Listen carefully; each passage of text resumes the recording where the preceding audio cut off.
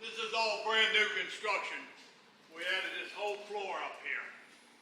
They're going to put the covering on the floor on the 16th, and then we can start putting stuff up there. And then all this will be straightened out. A lot of fancy cars here. A Swamp Rat 8, the first car with the 426 Hemi.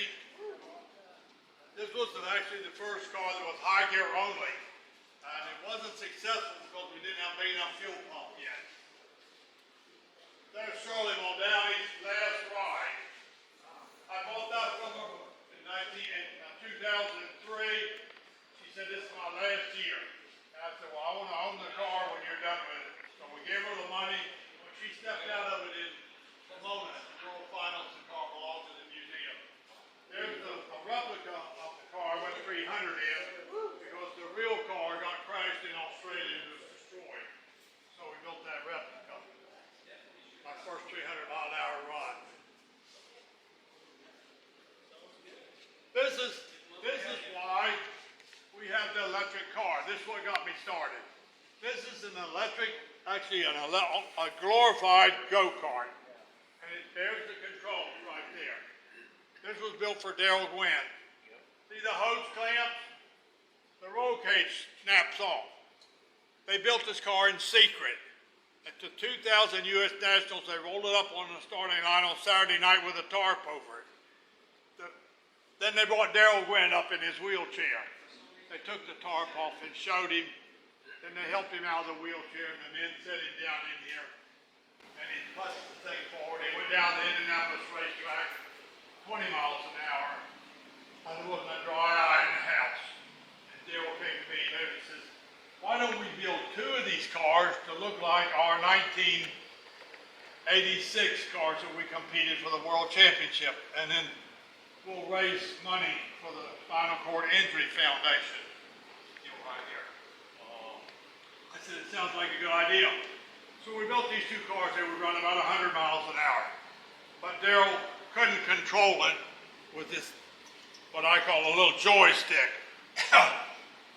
Up over 30 miles an hour, he'd get off the drag strip. So we kept taking the batteries out. That's how we detuned them. So we got him down to about 32 miles an hour, and he was good. We could race. So we ran the circuit. And this, by now, it's like 2003, 2000. It was after I had the fuel dragster. I raised over $1 million for the foundation. And then we took the cars to Merritt Track and sold them for $250,000. And mine is up in Tennessee. God says he's going to give it back to me, but I haven't seen it yet. I hope he does. But I said to the guy that built them, Mike Gary, I said, Mike, how fast do you think we could have went if we took the gloves off? He said, you know, we might be able to go 200 miles an hour. The Swamp Rat 37 was born. You'll see it's in the other building over there with the dragster.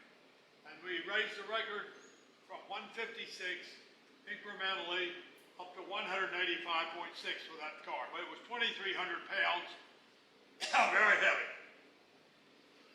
And I'm thinking, it was an old top fuel car. I thought to myself, why do we need anything like that? My Swamp Rat 14 went 240. We just built a car like that and put the batteries in. That's what you see over there. That's built like 20 by 14. So that should be good. And we raised the record right to 189 first time out. And like I told you, the hub broke. So then I throw all that crap away and I put an automotive rear in here, narrow like in Swamp Rat 34. That should be a real good combination. This was the Tennessee Bull Weevil. He died, and he left 3 major cars to his wife. This is called the Slingshot, and he has the only remaining car left in existence, original, that was at that first U.S. Nationals in Great Bend. And that's the car, the roadster stand behind us, that's Swamp Rat 1. And then he had a funny car, here somewhere. It may already be on this place. Anyway, a collector offered Mrs. Godman, the widow, $500,000 for the 3 cars. And she says, I don't